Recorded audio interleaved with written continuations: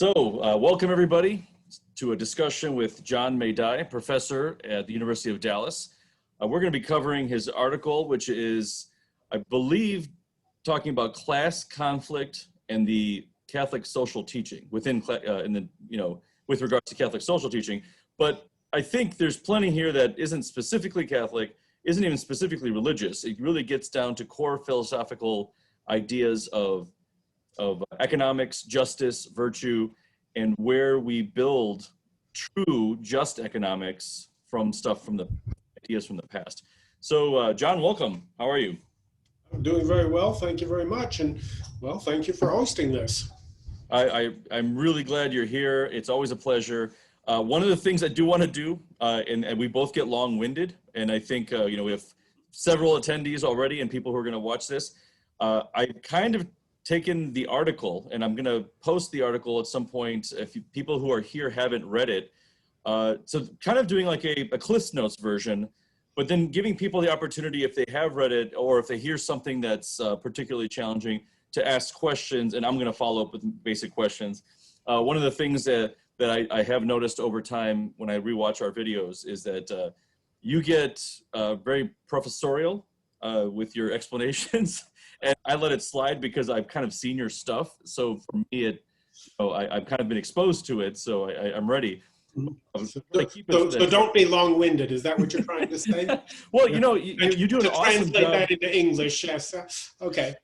You do a fantastic job of being pithy and to the point when you want to be. So I want to leave people with kind of strong seeds and talking points that the average person can use. And I consider myself in that category. It's just I've been doing this now for a while and I've been practicing it. So I've been honing my skills with your pithy points, and I feel like I have more skill with it. And I think that's really the key for a lot of what you're talking about, is that this can only happen if people build and learn and can execute, what these ideas and spread these ideas person to person. So let's start with Aristotle. At the beginning of your article, you basically give an introduction into Aristotle and his concepts of political and economic order. Okay, so would you like me to read the four, or do you want to kind of go through them? Do you know them so well because you've addressed them so many times? No, go ahead and read them. You have it in front of you. Okay. Yeah. So to summarize, what would you say for a person that wants to understand Aristotelian political and economic thought? I know one thing I would say, that he doesn't separate the two. You want to address that idea?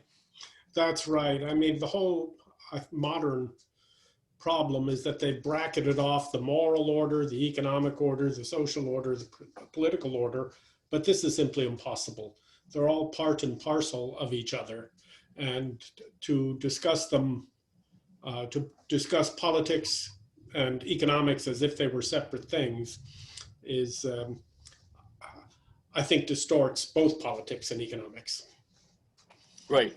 And so I think somebody asked me this. I posted your article and they took some umbrage with some ideas, and they said, what does the ASP think that the purpose of government is? And I think number one, from Aristotle, is the end of good government is virtue. So I think you should speak to that, because I think that's something that in this whole political discussion, we don't hear. Right. Well, and virtue,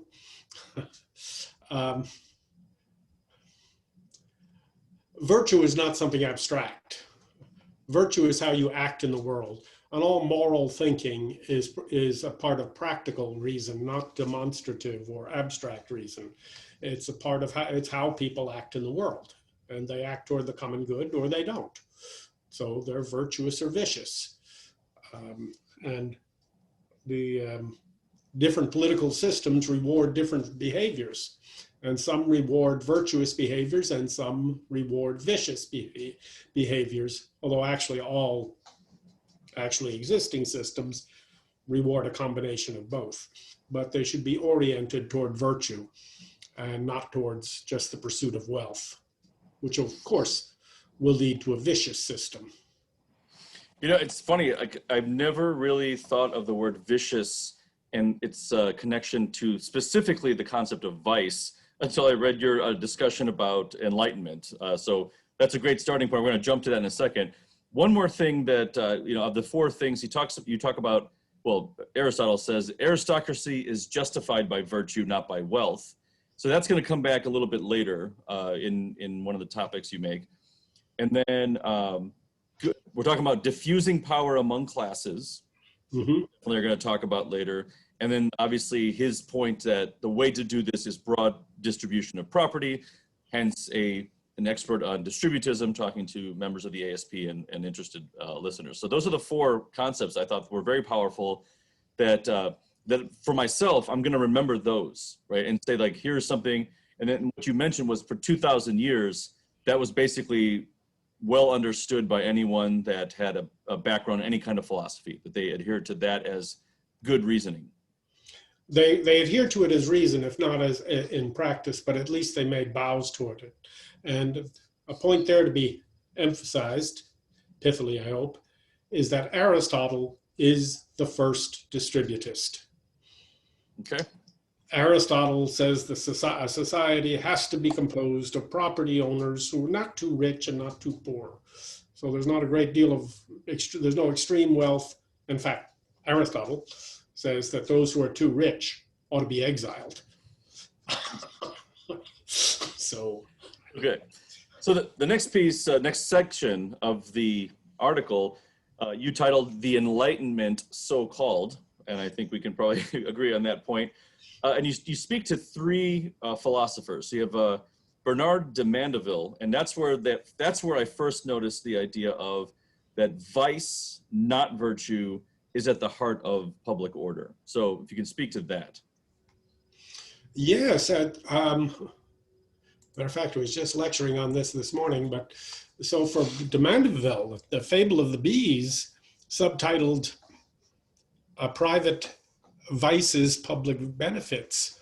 It's vice that makes the world go round, greed. And his beehive is vicious. I mean, doctors sell quack cures, lawyers drain their clients' accounts, justice is for sale, ministers of state takes bribes, and de Mandeville says, that's good. That makes the beehive a paradise. Yeah, I made the note here that Greed is Good from Gordon Gekko and Wall Street. I had to re-listen, and I watched that movie when I was young in high school. They showed it to us just kind of as an example of, corporate greed. And I had to rewatch the speech, and it's chilling, kind of how he defends his activity throughout the movie as a vulture on Wall Street. So that made me think of that. So then that you talk about, so that's the first step of separation of ethics. Things are falling apart. Then you get to Thomas Malthus, and you said he had two theories of population. I think this is key for people to understand. If you want to explain the two theories of Malthus. Sure. Yeah, this theory of population, which the food supply expands faster. I mean, the population expands faster than a food supply, so starvation is inevitable. Okay, and so not only is there nothing you can do about it, there is nothing you should do about it. That's just God's plan.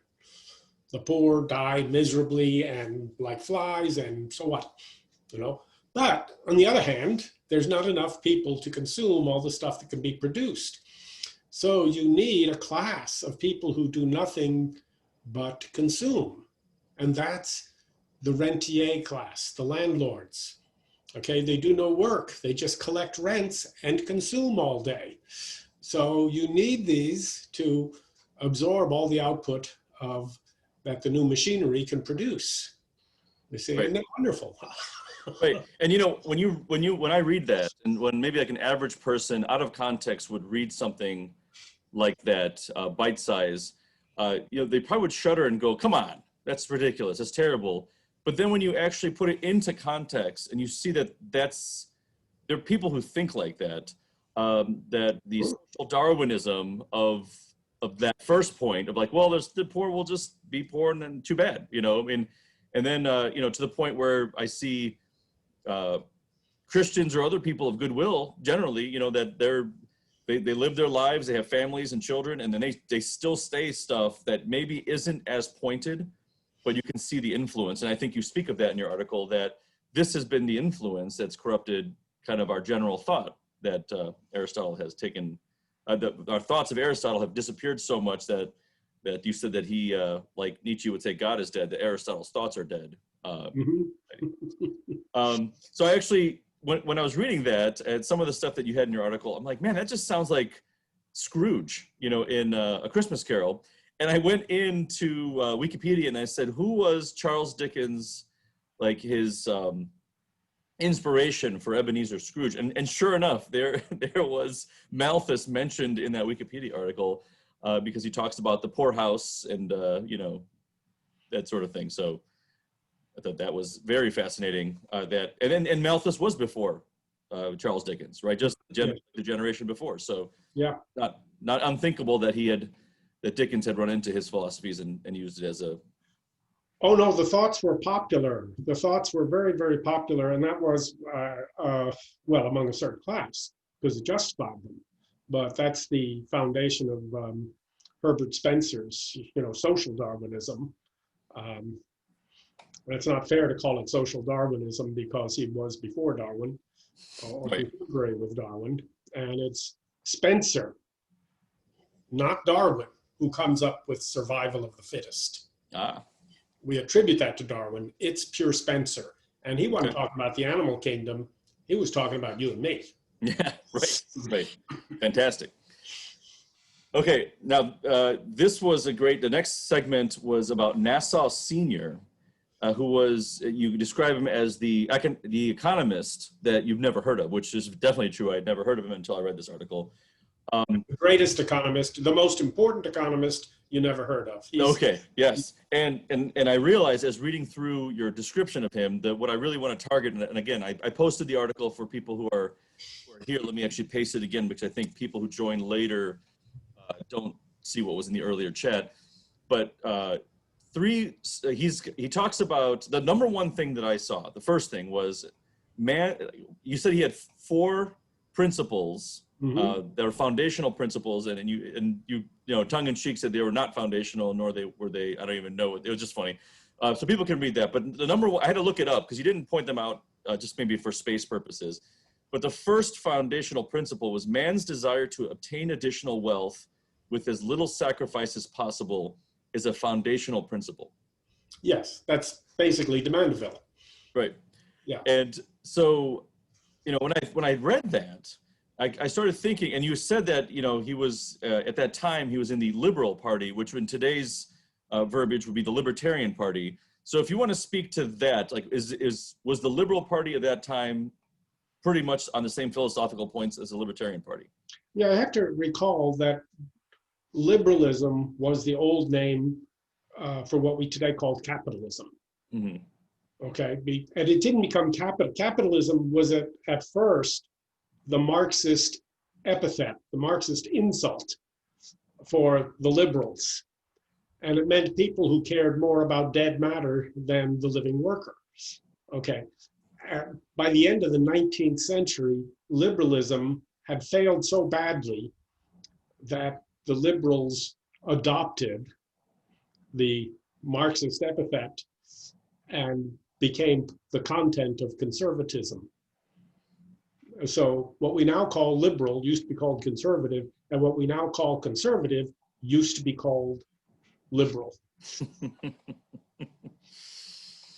And one of the things that I found, and I was reading a little bit, I went to Wikipedia to read more about Nassau Senior, that he was attributed to be the first egoist.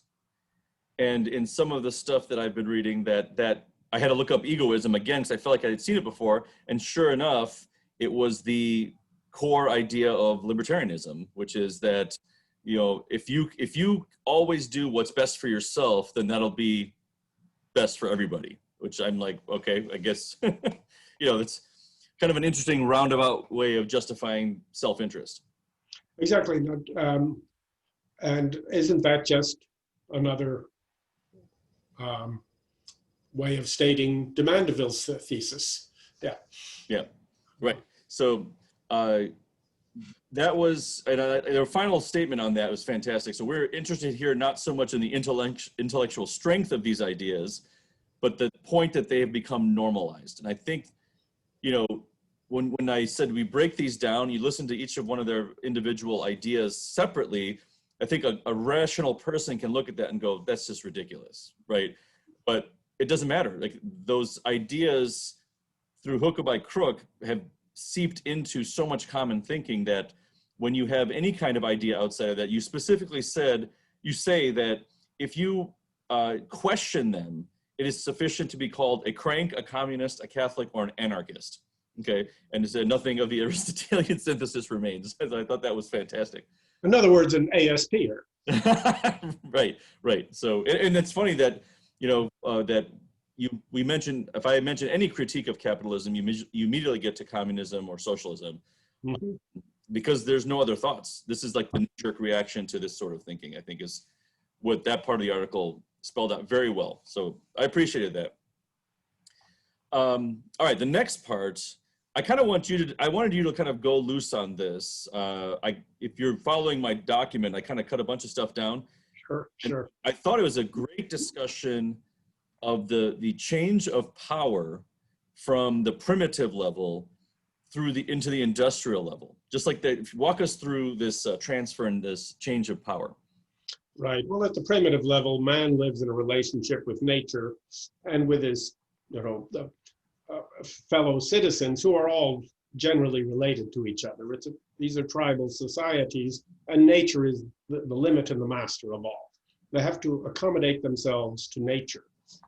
Okay, but it's not very long before you get military power. You get the young men who are good at arms, okay, and good at stealing horses from the other tribe, but whatever, okay. And they exercise power very quickly. Why, as Simone Weil points out, well, it takes you 3 months to build a house, but you can burn it down in 20 minutes. It takes you a season to grow a crop, but it can be burned very quickly. It takes 18 years to produce a man, but he can be killed instantly.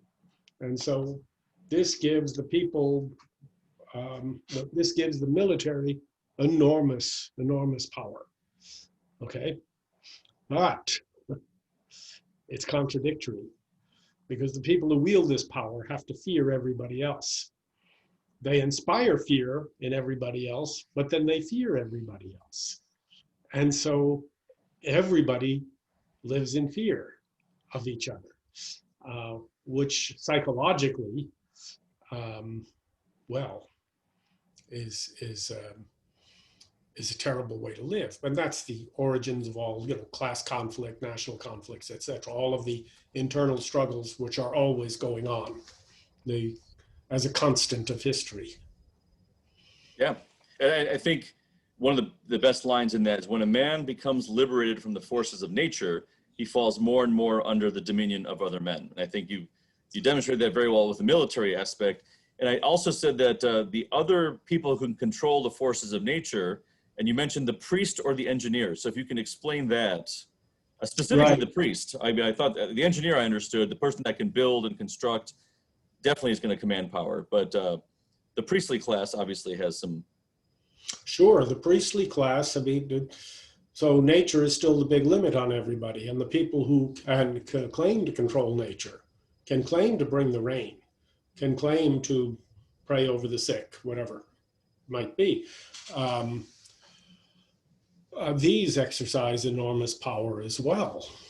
Okay, so there's almost always a constant of history is sort of both a cooperation and a tension between the temple and the palace.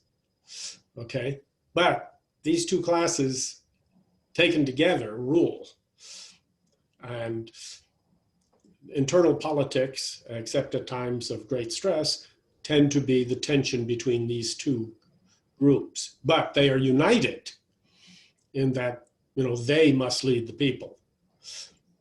And the people shouldn't be allowed too far into the halls of power. Okay, so. Right. Okay, so that was a great overview of that section. I think people appreciate there's some more intricacies in that, that part. The next part, I think, for younger people, like really, I mean, when I was in high school, we got all the way through to Vietnam. That was like the culmination of our experience of American history. But I finished high school in 1991. So there was still, a lot of stuff that we didn't get to. Actually, I should say in US history, that's what we had. But in senior year, we did have post World War II history. So we did get all the way through, like, basically Reagan, which we were at the time, was Bush at the time. But for young people that may watch this video, and I'm talking about people just out of college, the great compression that you describe is a fascinating understanding of post-World War II economic, social, and political order that I think I would like to hear your kind of summation of that without too many of the, you mentioned a lot of great statistics and things like that. Right. You lived through it. The whole thing begins with World War I. Because up to World War I, property isn't taxed very much, wealth isn't taxed very much. But with World War I, things changed. They changed in two ways. One, they needed money. The states needed money because war had gotten very expensive. Okay, and it couldn't possibly be supported from the budgets they had. Well, there was only one place to get that money. They'd already wrung out the people. They weren't going to get the money from the people. They had to go and start taxing wealth. They had to go and start taxing accumulations of property. And although there's an effort to reestablish the pre-war system after World War I, that only leads to the Great Depression. Okay. After the Second World War, however, the idea of a graduated income tax, the idea of taxing inherited wealth, the so-called death taxes, to break up the estates so that one class wasn't always accumulating more and more and more from generation to generation. These became very popular and very, very successful. We produced the most egalitarian society that America has ever known. Now, this is the story of my life. I was born in 1947. So I grew up at the height of this system, when you really didn't have, at least among white people, you have to understand, we also have another problem, but among white people, there wasn't a great deal of poverty. And there wasn't a great deal of wealth. So it was basically not egalitarian, but it was a much more egalitarian society than we had seen before or since. Okay, and I think the ASP ought to look at this period very carefully for clues to how that was accomplished and what benefits it had. And so it really was kind of what they call the French called the 30 glorieuses, the 30 glorious years. And it really was, really actually was. Certainly in my life it was.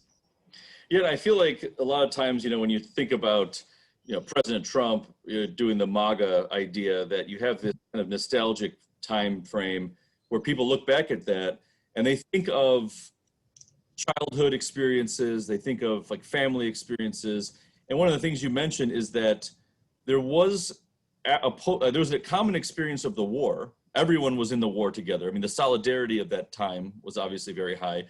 And then the common coming out of that, you talk about the common life was very, like, for the CEO and the wealthy, that there were people of more wealth, so you call them the wealthy, that their lives really weren't that different from the working class.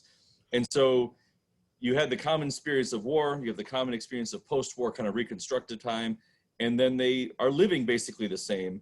And so there is, if you're thinking about like an idyllic feeling, there actually is a pretty good feeling when you can see your boss, and someone who's got a fancier car, and you just appreciate that car's pretty fancy. Maybe one day, you know, my son could have that car if I work really hard, you know, and save or whatever. Like, it was possible. But now you look at the lifestyles of the rich and famous, you know, if you think about the whole, you know, discussion of that, like, you know, they show you videos, and it's just, there's no chance that an average person could ever own one of those extravagant homes or whatever. Right. So I think, and when I read that part, it really made me think of, it's really hard to discuss the common good when there's no common experience. And you're going to talk about this later in the article, but I thought that was the moment where I said, I saw the word, every time I see the word common, I always think of common good, you know, but that is a very, very poignant idea of, you need to have some egalitarian nature. It doesn't have to, everyone doesn't have to be the same. I think that's the problem. People always say, well, you want everybody to have the same. Like, I don't want everyone to have the same, you know, but I do want the poor to have more. So I think that you say that really well, that you're fine with billionaires as long as you know, we can give them, start from the bottom. So long as the experiences are common, you know, people don't mind that somebody has more than they do. Okay, so long as everybody has enough. So long as people feel we're in this together, okay, he has more, I have left, but I have enough, you know, been wearing a suit a few years, but that's okay. Yeah. The rich and the poor really were neighbors in the 50s and the 60s, and even up through the 70s. And then it began to break apart. Right. And I think the point that you make right at the beginning, you call it the oligarchy strikes back. And I thought this, I had to read it a couple times. I didn't catch it right away, but it says the main problem is that the egalitarian, or the quote egalitarian 50s was not worked out by an extension of property, that a distribution of property, but it was by an attempt to equalize incomes. So I think that was actually a great point. And so, I mean, you're talking about the ASP, so I think we would agree that, you know, there has to be kind of a bringing back of leveling, right, of the playing field, but the leveling shouldn't be necessarily of income, but it'd be more of property, especially in terms of your own livelihood, you know, and the rights you have towards your own production. So you talk about Keynes there, if you want to explain to anyone that, you know, the Keynesian economic. Sure, Keynes is one of those people who gets labeled as a socialist, but he's exactly the opposite of a socialist. He made no changes whatsoever to neoliberal economic theory. He just noted that this theory was never able to balance the economy, to balance supply and demand, and that it led to these rapid boom-bust cycles. You have to remember, at Keynes's day, you know, approximately from the 1860s to 1933, the country was in recession 40% of the time, and the average business cycle was less than 4 years long, boom to bust. Okay? They're just terribly uncertain, you know, whether you're an investor, a worker, didn't matter. You're always going through these cycles. And well, Keynes said, well, you can flatten out the booms and bottom out the busts simply by having the government become the balancer.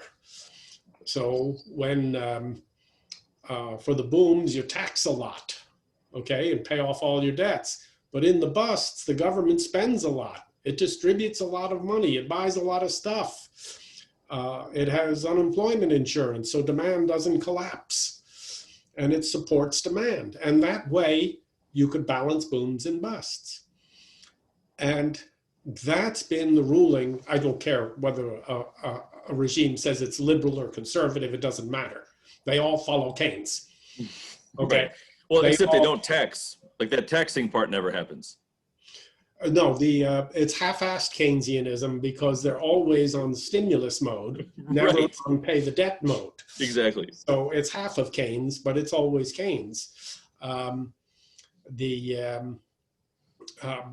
Keynes was just going to support incomes. So everybody would be then the state. They put it this way, justice was moved out of the economic realm and into the political realm. So we're going to leave the capitalist system, do whatever the hell it does, but we're going to correct the imbalances that it inevitably creates through government action. Okay? That's a pretty good plan. Okay. So long as you have a capitalist state, you will absolutely need Keynes. There's no successful non-Keynesian capitalist states. None. Zero, zilch. Because capitalism simply doesn't work on its own. Right. It needs support of the government. Some of them, though, aren't as half-assed. They actually do tax some of that back. You know, the taxation side actually does come into play, and you kind of see circulation of monies in a more efficient way. Right. Yes, because they can't. The United States can print as much money as it needs because we can buy foreign goods with American dollars. Okay, that's not the case for other countries. They have to convert their currencies. We don't. So there's this limit on what they can do.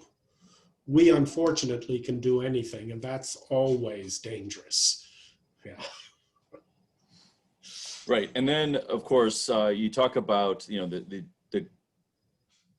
the forces.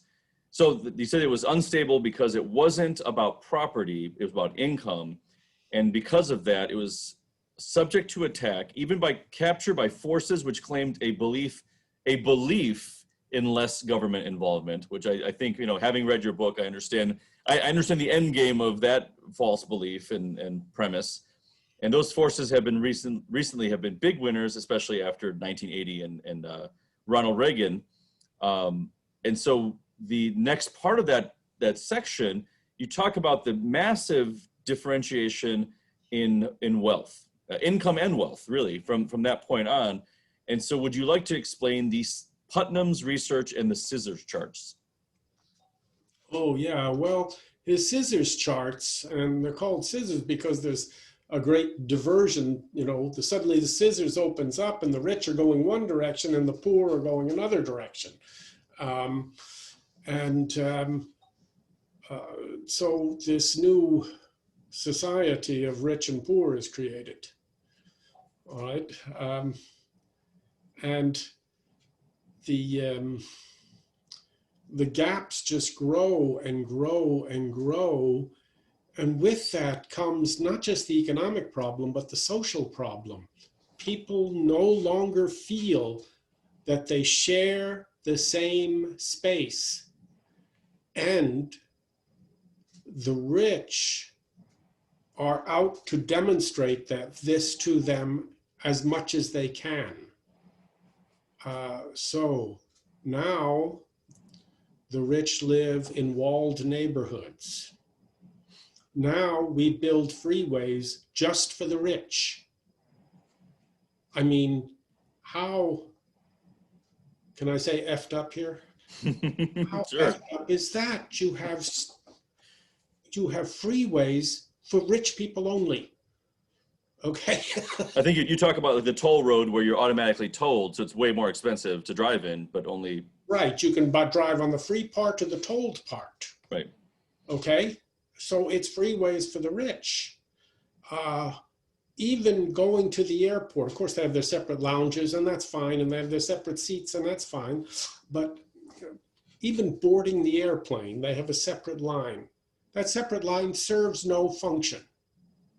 Zero function. It's a pure class marker. Okay? Its only purpose is to say, I'm not even going to share this little bit of carpet with you, peasant. And that's always a sign of a class that has lost its purpose. When it loses its purpose, okay, so that you can identify what the rich do, who the rich are by what they're doing, when they have no function anymore, they have to come up with class markers to show that they're the rich and you're not. That's the origin of the Oxford accent.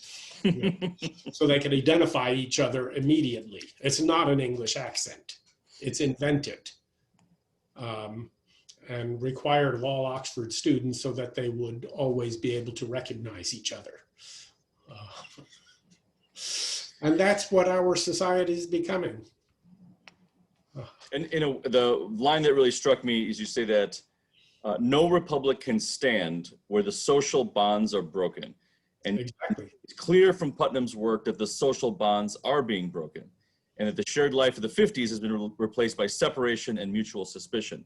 So I've been on a recent tear specifically on that point, saying that it doesn't, like the whole idea of Democrat or Republican, and even libertarian in that same vein, that they all serve one purpose, and that's atomization. They break us apart just in their natural order. Like, it doesn't matter who the head is, right? It doesn't matter the personality on the top. The way that although those liberal parties go about their business is breaking down people into individuals. They're all individualistic entities. And so, when you look at, when I was reading that part of the article, it really struck me as like, that's what I've been saying. And I think that's where the ASP really has a lot of fertile ground, because you're starting to really see, I mean, you can't deny the break and the fissures that we're seeing in society. And it's a lie for one side to point out that the other side is at fault, because they both shared the limelight now for the last 40 plus years. 8 years there, 8 years, 8 years, 8 years, 4 years. One of you are clearly better at this. We should be balanced out, right? You should have canceled the bad side. Yes. But instead, we're just spiraling further and further down, because you said they're all Keynesian no matter what they say. Exactly, yes. And these broken social bonds are what you're seeing today. That's what defines our politics. But combined with a technology that can atomize people, that knows more about you than you do yourself, that records every click and can target you very, very specifically with the kind of appeals that would appeal to you individually. Okay? Right. So they're no longer even appealing to you as a class, say as, Americans of Indian background. Right. No, they're appealing to the particular clicks that Amar Patel makes and that John Médaille makes.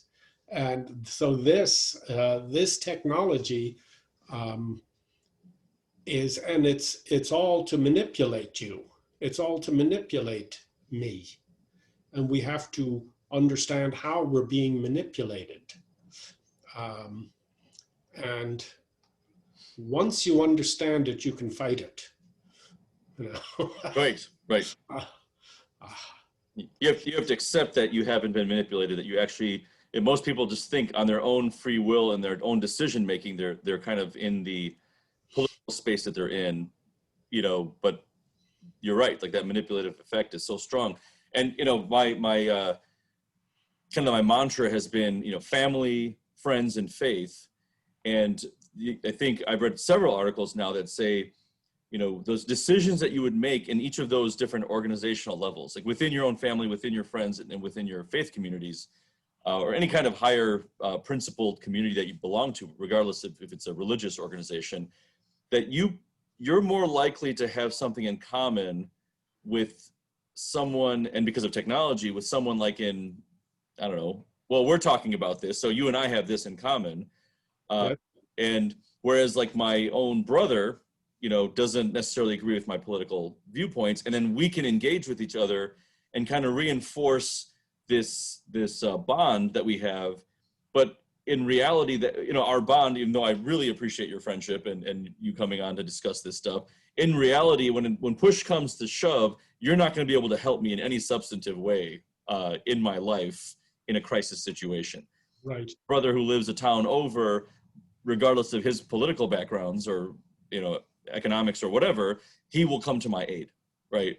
And I think that atomization between that the technology you're talking about, atomizing those relationships, obviously between your neighbors. I mean, you could have all kinds of discord between your neighbors in political space, but if my basement floods, I know I have 4 or 5 neighbors because of the relationships I've built through my own time, right? Like just because like I felt value in that. I think a lot of people don't feel that value. So, you know, what happens when their basement floods or their garage is on fire or whatever emergency situation you need? John Médaille is not going to be able to come to my house, you know, and help me out. But those social bonds connect you more deeply to in the roots that we need in local solidarity. Right. And so the problem with the global village is that it is global. Now, anybody who is old enough will remember Marshall McLuhan and the great optimism over the global village. And he's not entirely wrong, because we are meeting like this, and we would never meet like this. Right. But what McLuhan didn't consider the possibility of is that the global village would be at the expense of the actual village. Right. And so that makes it problematic. Now, I am happy in the global village. I like the global village. I like meeting Amar Patel, and I like meeting Emma and Eileen and Dustin and Christopher, etc. Okay. But I wish it wasn't at the expense of my own neighborhood, because I have neighbors. I've actually, when I've been here since 1982, I've had neighbors I can't actually remember talking to. Right. Right. Yeah. And actually, I made a point, you know, once COVID hit and we were all kind of stuck in our houses, to put notes in neighbors' mailboxes. And we actually had like a corner gathering, you know, distanced out, but just say, who needs what? Right. And it was like a lot of people came out. Everyone, it was a very exciting moment, because I think it was that stark realization of this local community is the one that's going to count if I need something right now, in the here and now. You know, well, that's a marvelous thing to do. I wonder how much that's happening. Oh, it's a lot. I mean, great. I can tell you that it's definitely in my area. You know, a lot of people have been. You'd see that kind of generosity of spirit amongst neighbors. It's kind of even dwindling though. Now that things kind of opened up, and you see, I was hoping that it would continue. And to my own fault, you know, I've gotten busy with stuff and I haven't followed through. Because we talked about having a block party, again, a distance, like standing across the street and just shouting hello, hi and hello with a drink in your or whatever. So ought to be a neighborhood cocktail party, you know. Right. Yeah. Right. We did a bunch of those, and it was good. And now, like I said, as the summer waned on, and you know, in Illinois, as we kind of went through the different phases and things kind of started opening up, we've kind of fallen away from that. So actually, it's a good reminder for me to kind of plug out there one more time to say, hey, let's have a couple things before winter hits, because nothing happens after that in Illinois. Well, Dustin Piper here mentions that, you know, he's walking around the neighborhood and meeting his neighbors, and he's met a lot more than he's ever met before. So yeah, that's awesome. This is a good message. Thank you. Yep, absolutely. I would like to get your take on the next part. We talk about class having a function, and there's a much longer section than what I highlighted in this little piece here. But what I really liked was it may have a dubious economic category. So like where class kind of warfare between the rich and the poor, but the social category, and then you said viewed in light of Aristotle's distinction between an aristocracy and a mere oligarchy.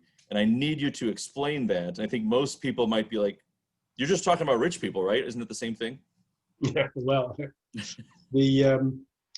well, it could be just the same thing, but it's not necessarily just the same thing, because, well, see, Piper will argue in a book called Leisure, the Basis of Culture, that you need a leisured class. You need a leisured class to advance art and learning and science, etc. So in that sense, and he's right, yes. So there's a lot of things that really only a rich class can do. So go to college, for example, or spend a life back when being a professor meant just having a bare living. You know, you had a house on campus, given to you by the school, and a small salary enough to raise a family, but you weren't going to get rich being a college professor, but you were leisured. You didn't have to work for a living in the same sense, you know, of producing a product. And somebody had to support that. It really wasn't supported off of the fees, okay? And you need, so I mean, the rich can fulfill a function. But if their function is only economic, then the rich lose their functionality.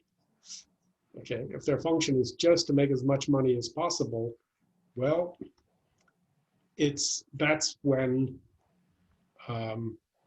the social bonds will break down.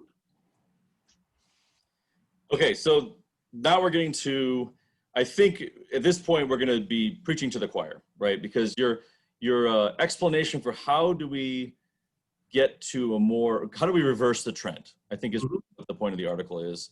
Kind of thinking back to that egalitarian existence post World War II.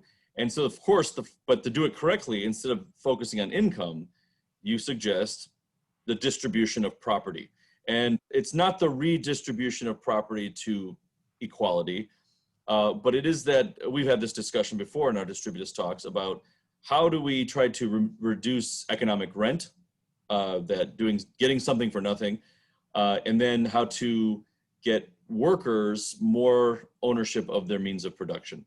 One of the things that you really point out well is that the truth is that despite the claims of globalized corporate collectives, localized small-scale production is more efficient than large-scale production.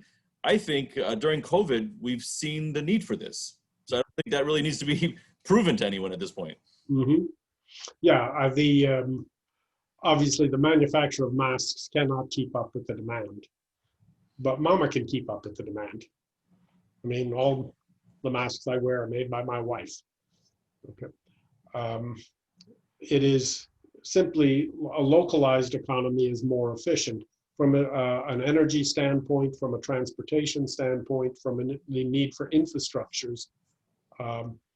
The global economy is really just a vast system of cross subsidies. For example, if we no longer subsidize the highway system and financed it by weight and distance tolls, Walmart would go out of business tomorrow. They're based on the freeway, and they're based on subsidized harbors. They're based on subsidized transnational shipping. And if they had to pay their full costs, it'd be nonsense. There's no possible way any of that would pay. Okay, so merely putting weight and distance tolls would go a long way towards relocalizing the economy. But our task is really, I think, the threefold task is to remoralize the markets, get rid of this idea that morality and markets have nothing to do with each other, relocalize the economy. We want to build an economy where the people with the shortest supply and distribution chains have the competitive advantage. And finally, to recapitalize the poor and working classes. They have to have a real choice about whether they want to work for somebody or whether they just assume make a living on their own with their own tools or their own property or whatever. Those three, I think, are the tasks.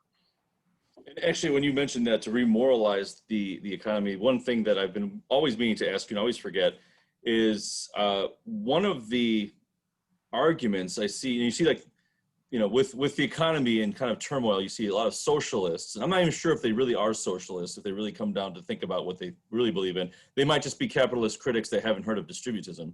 But you know, that I've been challenging people is that the materialistic aspect of socialism is shared by capitalism, that the ends of the market is stuff.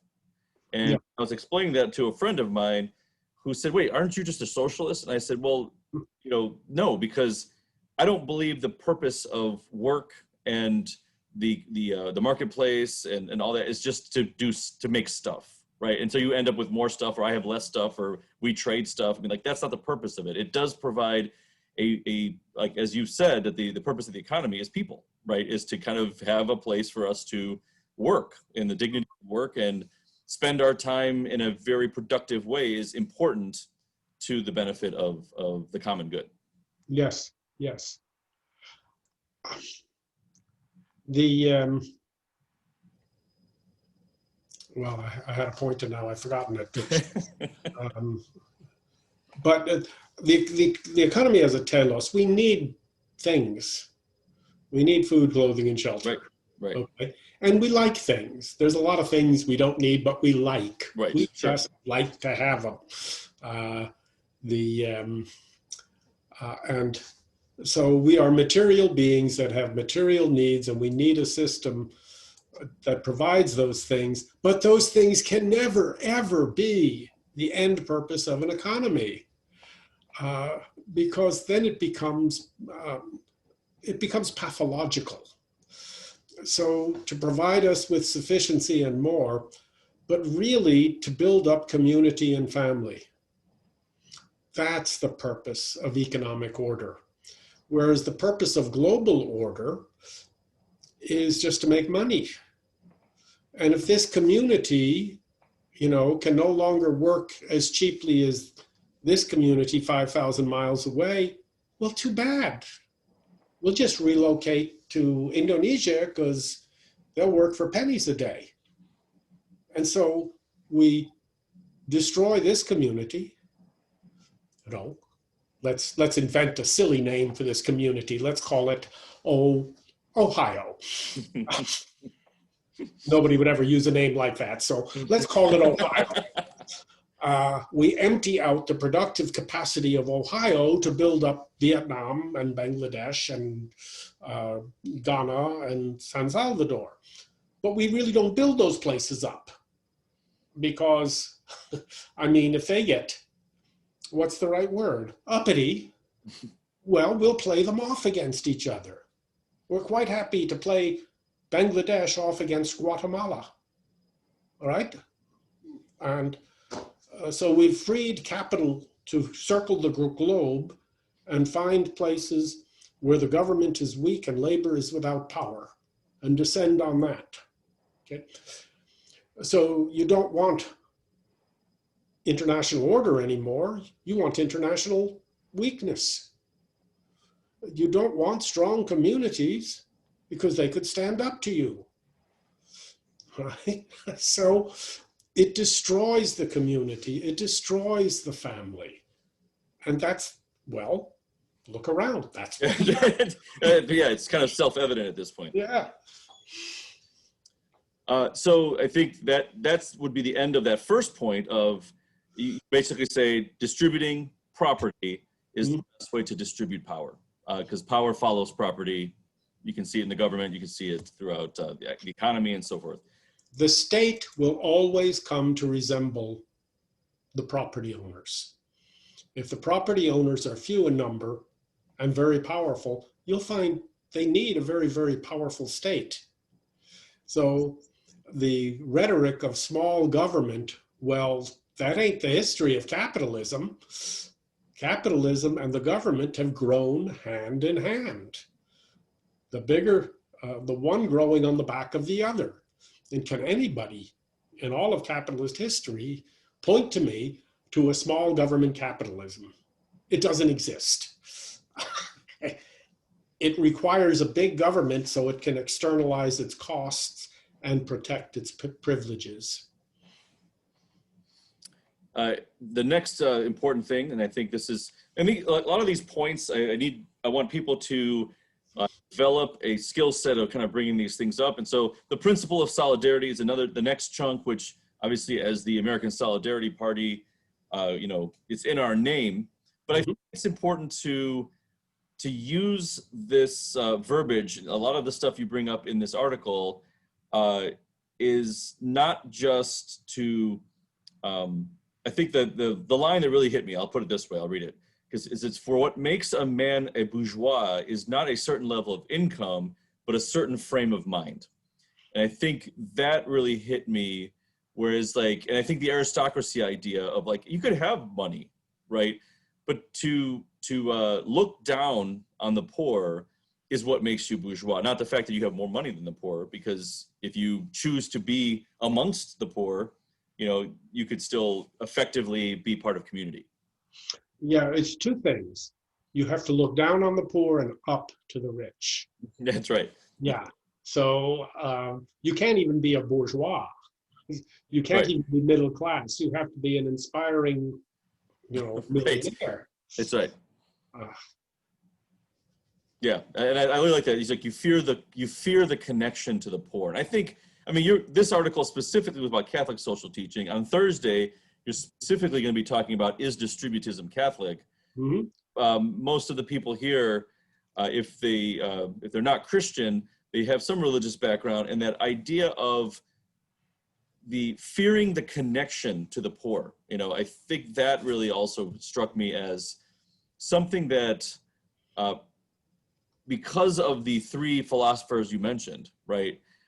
That idea of like kind of wanting to be a part and trying to say, oh, the poor, I mean, like if there's a drought, they should die, right? That Malthusian, I can't even say it now, as a perspective towards the poor. That's, I feel like that is something that you addressed. Of you need to change that, right? Later on, you talk about metanoia, the change of heart. I mean, that is a key place where the and you actually briefly mentioned, right? So for white people, there weren't that much poverty for the 50s, and we have this serious problem that has come up now. So if we're talking about social class and economics, you know, that idea of like their struggle, right? It's not our struggle, and I think that's an important part of solidarity that we often have, we kind of pigeonhole ourselves into our groups as we want them to, right? Like I choose to be in this group. I don't want to be part of that group, even though there's one solidarity.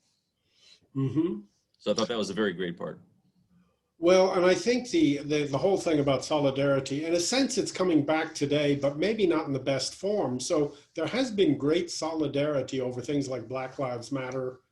But unfortunately, it is confined to race. And the poor white or the poor immigrant is in just as bad a situation as the poor black, or as any black. The Republican senator from, New Jersey, is stopped because he was driving while black, so, but the poor white is in the same situation by overemphasizing race. I'm not saying de-emphasize race at all, but I'm understanding the connection also between poor blacks, poor whites, poor Latinos, et cetera, so class here is, I think, even more important than race, or at least as important as race. And we ought to emphasize the connections. Right. There is a natural connection. The blacks are played off against the poor whites. And so they come in caravans, to defend what? Yeah.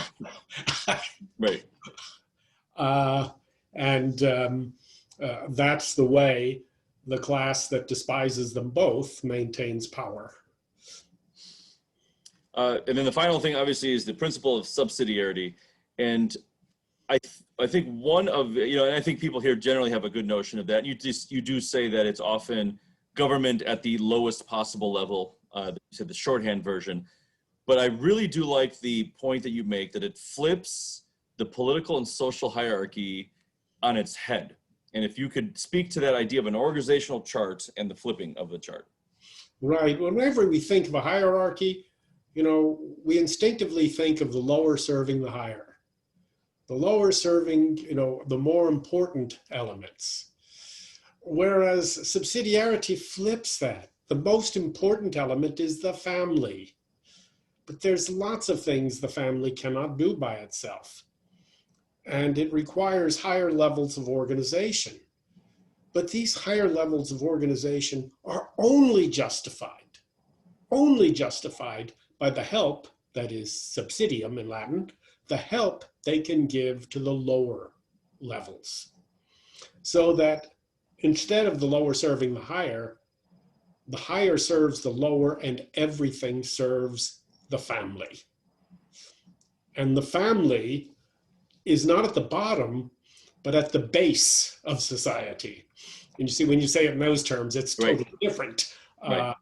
And so everything's got to, that base supports everything. So everything has to support that base. Right. And I think I've been trying to, people talk about what policies, in the Carroll campaign, the ASP, like what policies, and I said, you actually talk about, I might have skipped over it, but it was a really good point about, the preferential option For the poor, yeah. Yeah, and I don't know if I erased it. I just might have skipped over it.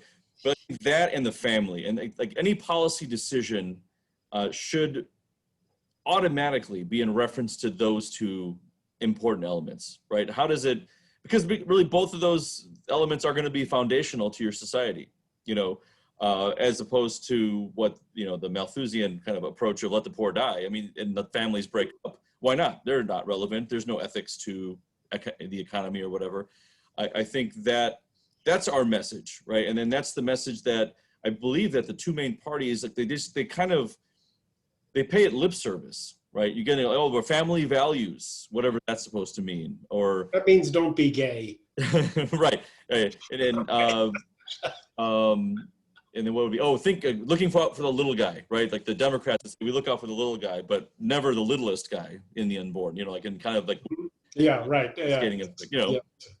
So and those two are connected. Not looking out for the littlest guy means really not looking out for the little guy. Right. Yeah. Right. Right. Not, you can. They're not separate. Right. A society indifferent to the child in the womb will be indifferent to the child on the street. Right. Right. Okay. But I've actually said that too. I mean, naive anti-abortion isn't enough. Right. In fact, the theological term for that is, bullshit. Okay. Right, you said that. Yeah. You have to be concerned with the health of the mother, with the health of the child. Okay, and not just with the transition. Right.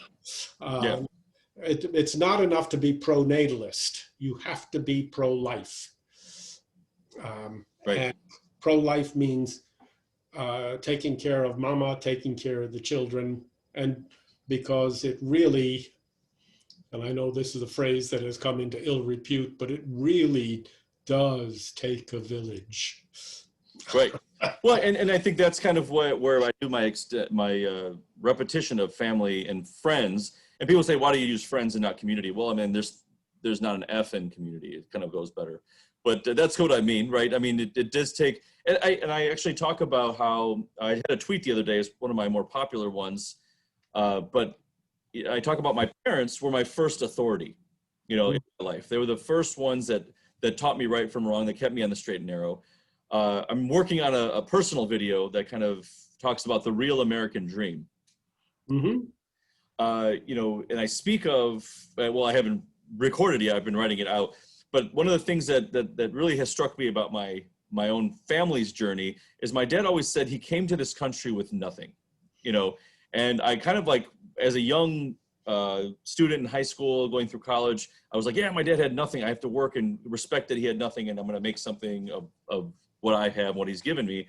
And then, listening to stories as I'm older and I've had my own children and I listened to his stories and I realized, Dad, that was a lie. You didn't come here with nothing. You came here with so much moral capital that was forged with all the years you spent going, he went through college in India.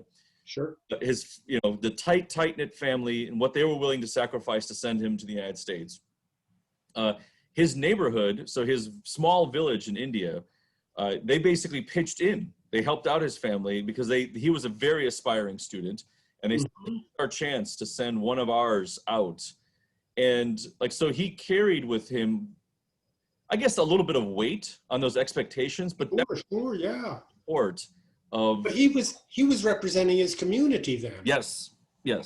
Oh, that makes all the difference in the world. Absolutely. And so one of the things that and he didn't talk about his finances as I was growing up, but as it turns out, now that we're older, we talk about these things.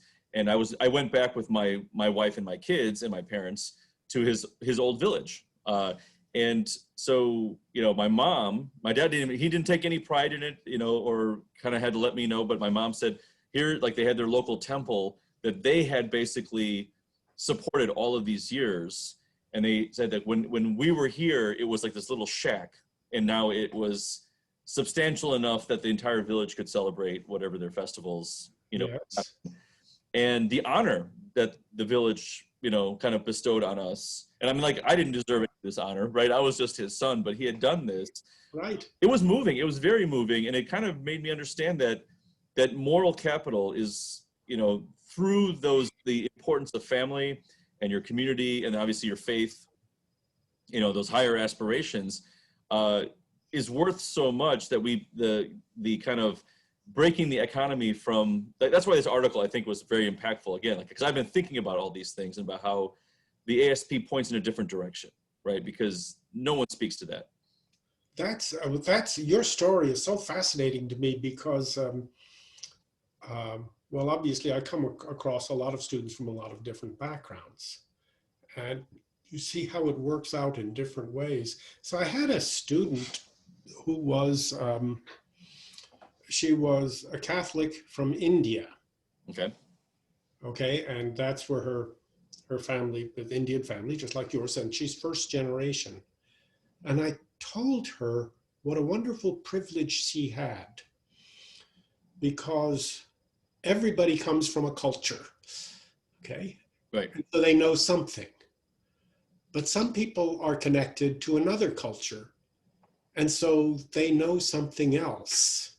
And I told her, but you are connected to 4 cultures: the Christian, the Hindu, the Indian, and the Western. Right. Okay? And I told her, you know things that you don't even know you know. Right, right. And that's, now America is the world's biggest island. We meet the rest of the world only as immigrants or as tourists. Right. Okay. Yeah, it's true. And we have no threatening neighbors. Canada, right. I don't think we're going to be invaded by Canada anytime soon. So we think in a way that's strange to the rest of the world, who have a completely different experience of history than we do. Even our wars are fought overseas. India's wars tend to be fought, well, in India, oddly enough, or in Kashmir. But our wars, we ship our troops off. It's something that happens someplace else. And that's true about everything. We just don't have that same experience of history that practically everybody in the world has had. I guess nobody but the Romans had the same kind of experience of history that we have, because their wars were someplace else too. Right. The Romans living at home, not obviously the soldier. Yeah, I mean, right. Something happens and it arrives as history, Right. And that's the same for us. The wars, something's going on in Afghanistan and in Syria and right. Aleppo. Who can even pronounce these names? Who the hell cares? Right. So yeah, so that's a fascinating story, and I'm just amazed to hear that. Yeah. Yeah, and I've been working on it for so long because, a lot of times I'll put stuff out that maybe isn't perfected, but I'm like, I got to get this out, get off my plate now, because it's so personal. Like I've been kind of perfectionistic about it, so I need to kind of get it done. Record it, do some editing, and then release it, because I feel like. Well, you should. You absolutely should. Yeah, okay. I feel like that's the direction that we really can speak to. As a party that wants to infuse that ethic and that morality back into politics and economics, and bring it back into one connected whole. Mm-hmm. That you can't do that unless you acknowledge moral capital as a significant part of the common good. Right. And unless you acknowledge family as the origin of that moral and the base of that moral good, and that examine the economy, and what doesn't help the family, what doesn't help the community, simply doesn't help. On that note, John, that was fantastic. I appreciate it. Thanks everyone for coming. Actually, I'll say, if you don't mind, that was a great ending to that discussion. If people, there's one question that I have seen was up much earlier, but we were on a roll, and I hope this person's still around. It says anonymous, but you were talking about the palace and the temple rule together, at least historically. Is it true today? If so, what is our modern temple? Yeah, well, today it's a strange thing because there's been an alliance. The temple, as it were, has become subordinate to the palace because Right. it's been the grasp, the competition for power between the two has become a cooperation. So now both, and I'm ashamed to say it, both Catholics and evangelicals are kind of uniting to seek a false power. And so we're going to end, for example, to take a concrete example, we're going to end abortion not by convincing people of family values and the rest, as supporting the family, but merely imposing our will and outlaw abortion by the power of the state. That never, ever works. You convince people that there's something wrong about it. And then you can call on state power. You can only call on state power effectively when everybody agrees. Right. If everybody's going to rob a bank, you can't outlaw bank robbery. But people don't want to rob a bank, and so you can outlaw, the 1 in 1,000 person who wants to rob a bank. Well, it's the same with abortion. Until we convince the people, we cannot outlaw it. So we have to, so instead of, the evangelicals have abandoned evangelism for power. And the same way with so many Catholics. And it's, in my opinion, it's shameful. Okay, thanks. And then the next question, and again, if people are still here and they want to ask some questions, there's a Q&A feature in the bar on your app. And if you can't access it, sometimes there are issues. You can put it in the chat. I'll find it. You've mentioned income tax and implied wealth tax. I might naively think that taxing income potentially leads to stagnation in economic mobility, while taxing wealth could prevent stagnation in economic activity. Which is more effective and equitable at representing and achieving distributism? They say they're not. So the question was, we're talking about income tax and wealth, right? So which one would be more effective and equitable at achieving distributism? Oh, well, the wealth tax, and especially the transfer taxes, okay, are much more effective, I think. Income taxes, however, have the function, high income taxes have the function of discouraging gross inequalities in wealth. So today a CEO will make 500 times what the line worker makes. Well, under Eisenhower and Kennedy Nixon, those rates on the last dollar of income were somewhere between 70 and 90%. It didn't make any sense to give your CEO a $10 million bonus if the government's going to take $9 million. Okay, so it discouraged stupidity. And so it's useful, and it's also useful for getting the rich to bear their share of the burden of government because they get the biggest benefit out of the burden of government. But as far as keeping wealth from accumulating intergenerationally, the wealth tax is more important. Okay. The question is, who are some examples of American political figures who could be described as distributists or would most closely identify with the concept? Oh, wow.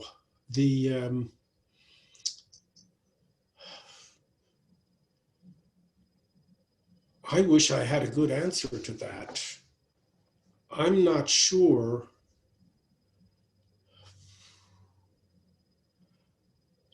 You know, you might find it more sympathy among the progressives than among anybody else. So in a sense, I think the progressives would be more amenable to that. Somebody here says Teddy Roosevelt. That's true. Yes, Teddy Roosevelt. Unlike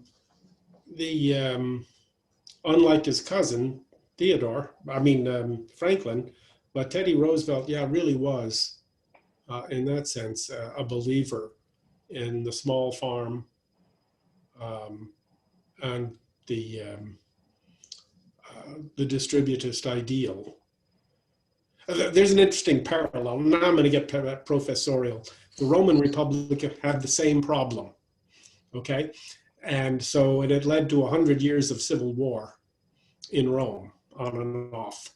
The streets ran with blood, but the Gracchi brothers tried to solve the problem. Well, the first Gracchi brother tried to solve the problem by returning all the farms that had disappeared into the latifundia, the estates of the rich, by returning all of those farms to the people. He was assassinated. So his brother addressed the same problem, realized those farms weren't coming back, and he addressed it by establishing the welfare state, the state of bread and circuses. So they solved the problem by throwing money at it, okay? Right. And it worked. It worked. But, you know, it didn't solve the problem. It just kind of kept the poor fed. Right. Somebody else here says, William Jennings Bryan. I don't know enough about Bryan, but certainly La Follette, yeah, absolutely. Bob La Follette out of Wisconsin, I believe, yeah. And I think it used to be the Wisconsin Democratic Farm Labor Party. The Democratic Party up there was called the Farm Labor Party, and led by Bob Follette. Yeah, he's very interesting. Huey Long. Right, Huey Long of Louisiana, yeah. But if you were talking about living politicians, right. I can't think of one. Right. Well, you know, Brian Carroll and Amar Patel. But. my friends will often say it's like, you know, they'll make fun of me as an aside when I'm not in the not directly part of the conversation. They, well, they're politicians, and they'll look at me. Yeah, right. I am not in that category. Yeah, I may play one on TV. Yeah, you'd make a good ward healer, though, I'm sure. Yeah. Yeah. Oh, there's another question here. No, it's the same question. So, somebody mentioned Pat Buchanan. I am very suspicious of Buchanan as somebody who pays lip service to it, but at the same time, well, I mean, it would help if he was a better writer and a more temperate personality. So I'm a little bit suspicious of Buchanan, but that being said, he says things that I would agree with. Right. Well, you know, you see now, I'm not sure how many others, but I definitely see Marco Rubio using the concept of common good. And so if seeds planted where at least the words get out there, you know, because you change of heart, it's not like someone's going to be able to flip a switch. It's going to take lots of individuals. We have ASP members, you know, about 1,000 now ASP members.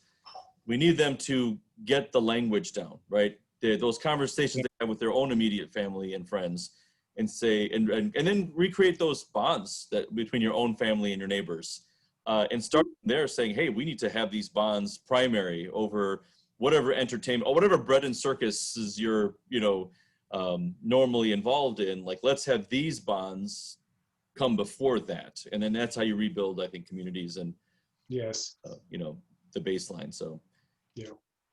Oh, here's some questions. Okay, so great. Oh, thank you. Let's see. Okay, so great discussion. Thank you. Appreciate it, Matt. But wouldn't increasing taxes increase government power? Does talking about higher taxes always require talking about the government will do what they will do with the higher taxes? Sure. And he does love the thoughts of establishing a moral economy. Mm-hmm. Well, if I can answer that. Capitalism requires high taxes, and it requires big government. If you want to get rid of big government, get rid of capitalism. Right. And Matt, I would say that if you, here, let me put your book title here, John. Let's see here, Towards a Truly Free Market.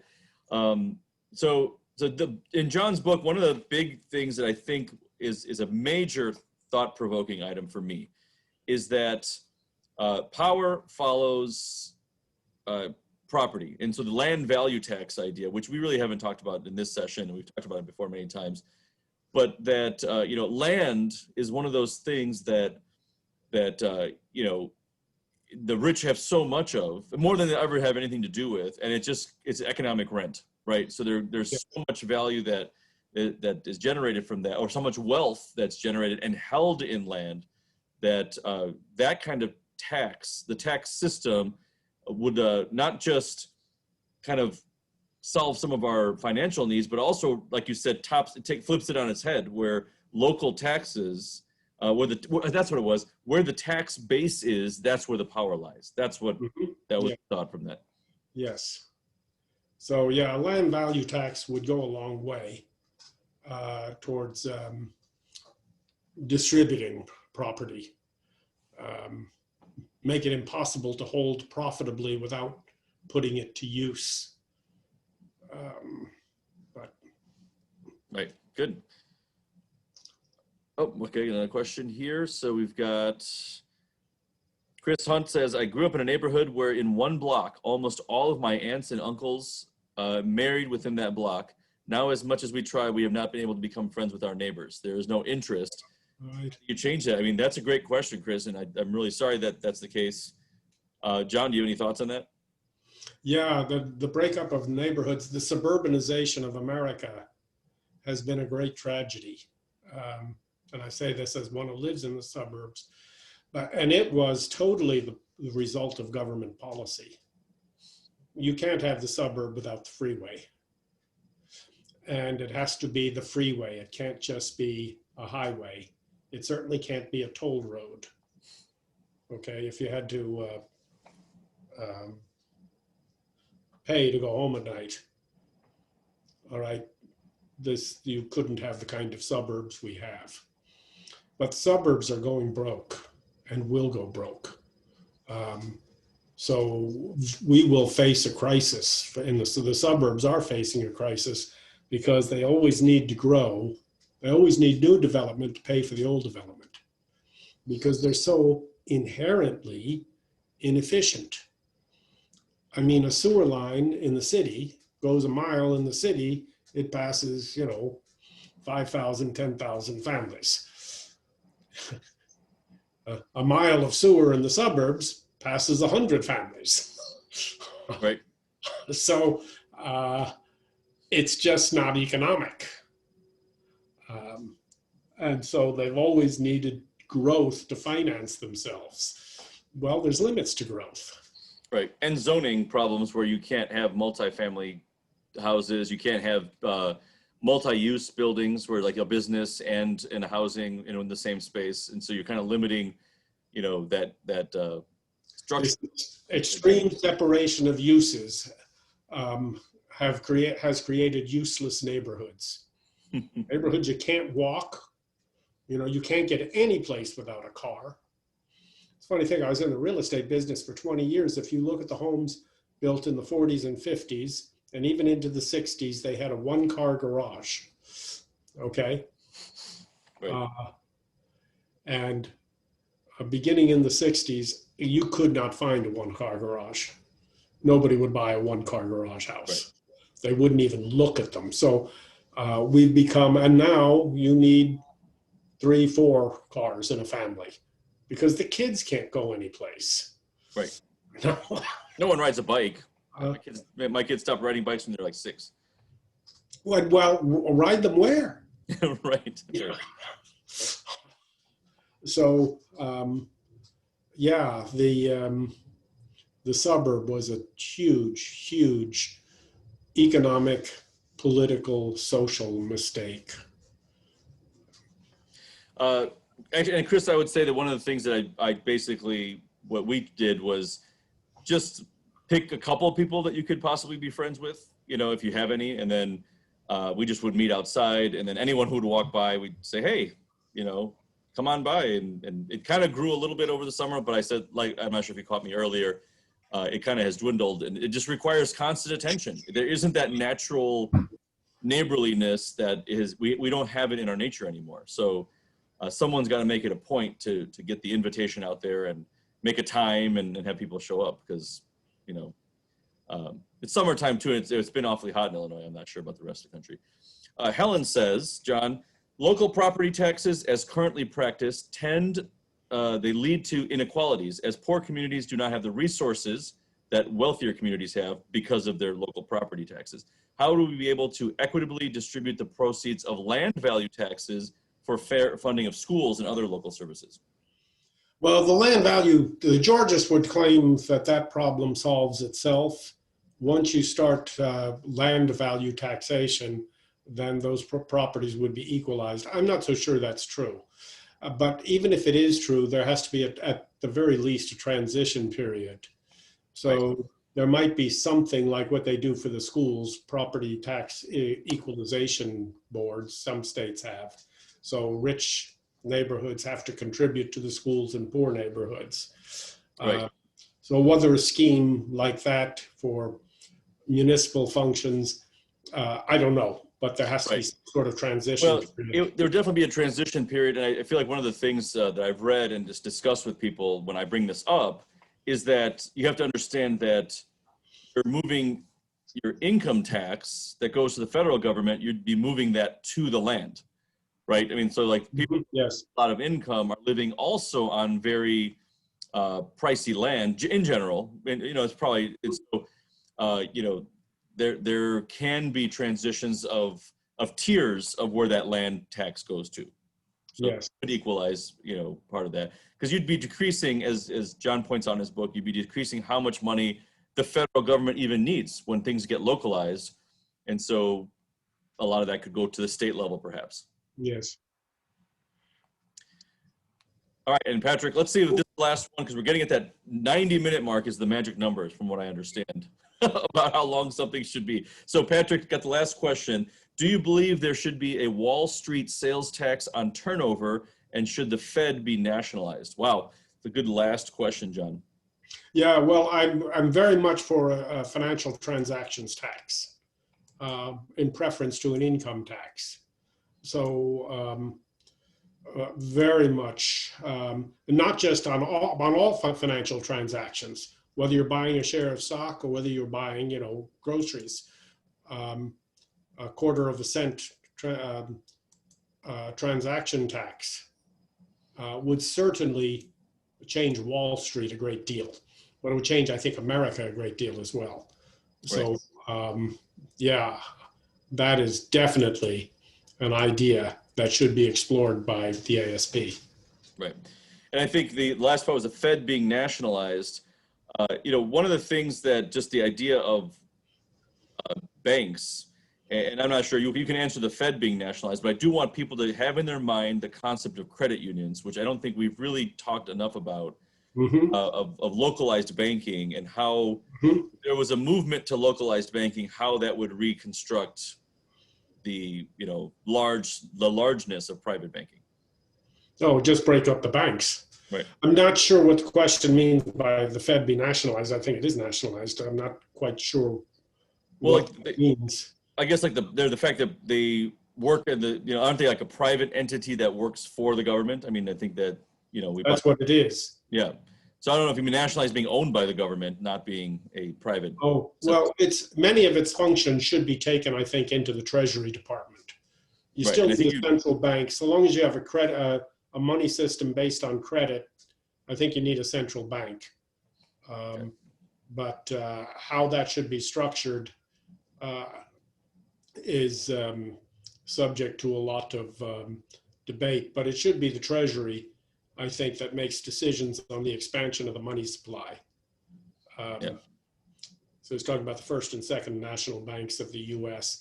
Yeah, I don't know that the first and second banks were such good ideas to have that totally as a privatized bank. I don't know. That's certainly somebody who's a better expert on the history of the first and second national banks should probably address that question. But I've always been, perhaps in ignorance, but somewhat suspicious of that structure.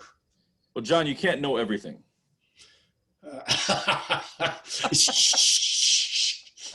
Don't tell him that. All right. Well, we'll end on that note. Thanks so much, John. I think it's been great. Thanks for the question. Thank you. Thank you. Thank everybody who attended. I hope there was some value in it. And yeah, it was great. It's being recorded. I will post this on the national page, and I'll email it out to membership with some other stuff that we've been accumulating. So, all right. Thanks a lot, and have a good evening. Okay. Goodbye, everybody. All right. Bye.